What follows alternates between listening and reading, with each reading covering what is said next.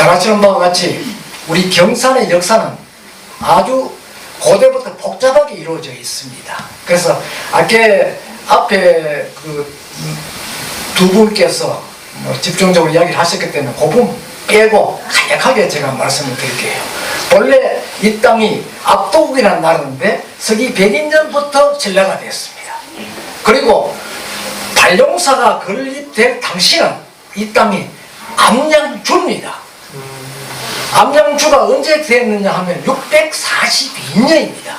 그러면 이곳에 절을 지었던 시기는 전성되는 설화나 이런 걸 종합해 볼 때 661년으로 되어 있습니다. 그러니까 그 문무왕 때다 이렇게 이야기를 하죠. 그러니까 그 앞에 이제 태종무영왕이 걸쳐져 있는데 이곳은 역사적으로 어떤 일을 했느냐 하면은 이미 이 지역의 지형지세라든지 주변에 인접해 있는 여러 지역들을 미루고 봤을 때 백제와 전투 시에는 중요한 군사 요충지였습니다.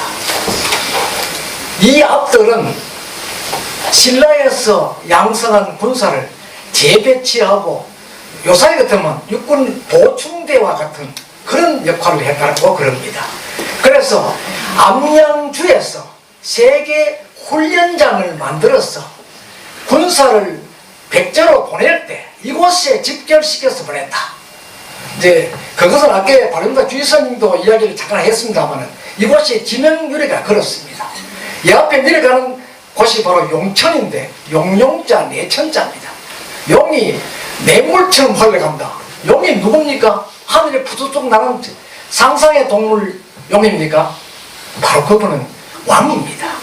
왕이 군사를 직접 전투지휘가 내렸다면 문무대왕입니다.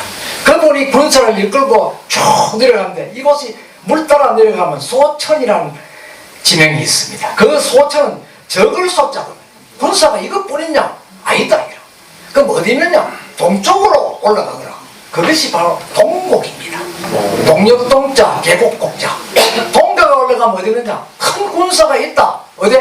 신라 본토에서 올라온 정예군들이 있다. 해서 그 지명이 대천입니다. 그래서 일부 김유신 장군과 문무왕이 군사를 이끌고 이쪽에 군사를 인수해 가고 거기에 참여했던 장수들을 위로하기 위해서 직접 김유신과 문무왕이 내려왔을 가능성이 높다. 그렇게 해서 이 곡의 지명이 왕제입니다. 이 왕제라는 것은 임금 왕자에 매산이 붙어서 옆에 볼견자가 있는 고개라는 뜻입니다. 고개자를 해서 왕현이다. 경사에도 남성현 이런 현이 많죠. 전부 그 전투와 관계가 있습니다.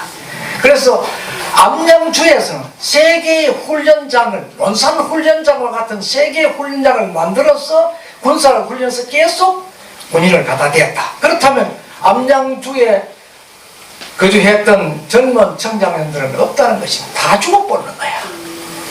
그렇게 돌아가신 분들을 추성공양을 지금까지 했느냐?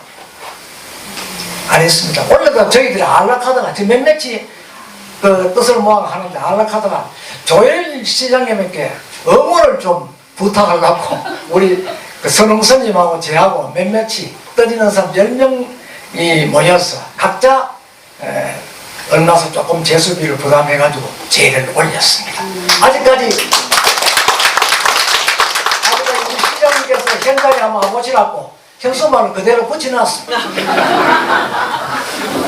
거기에는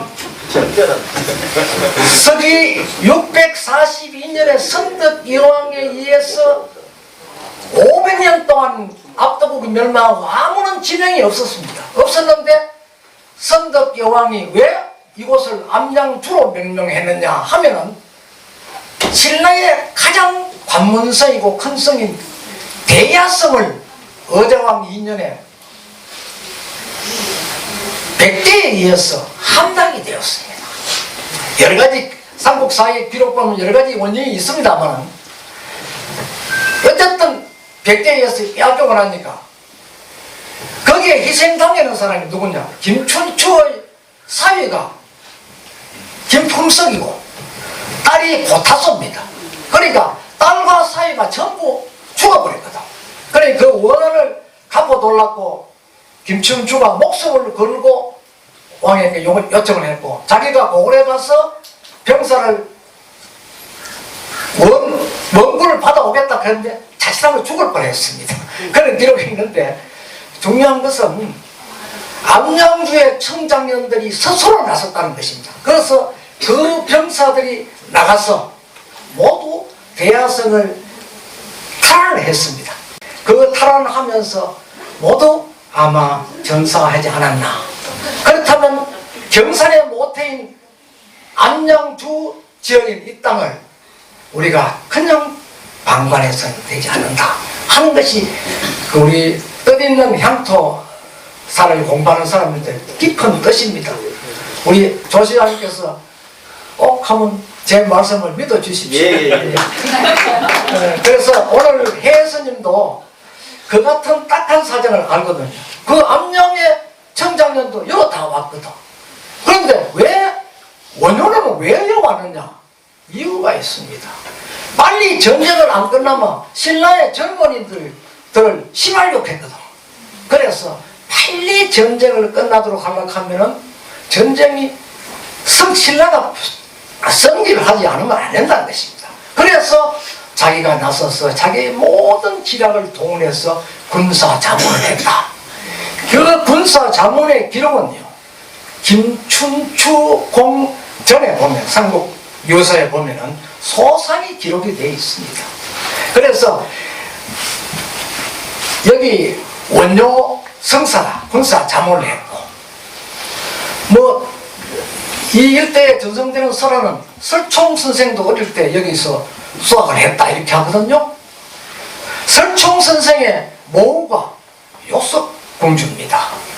정말 인물이 이뻤답니다. 그러나 그분은 신라에 의해서 어쩌면 희생당했던 그런 인물입니다. 그래서 그분도 원한이 있다는 것이죠.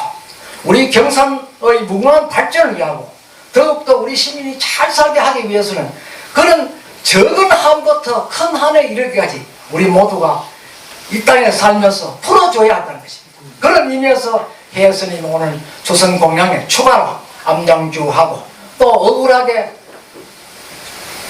잠잘락 하다가 느닷없이 어저께 나오는 낮과 무자비하게 도발했던 그런 그 상대 누구라 이야기하고 싶지도 않습니다.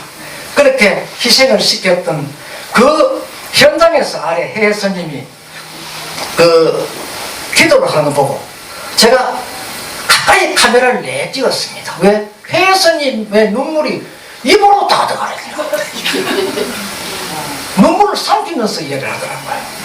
그래서 하하, 얘는 정말 한이 있는 곳이기 때문에 혜스님과 같은 이 큰 스님이 그걸 모르고 거기서 발언하고 기도하는 건 아니거든요. 그래서 뭔가 경산 시민도 이제 바뀌어져서 문화를 좋아하는 우리 경산시장님의 뜻을 받들이 안 되겠나 하는 그런 생각을 하면서 여러분들의 박수로 한 번 더 전합니다. 감사합니다.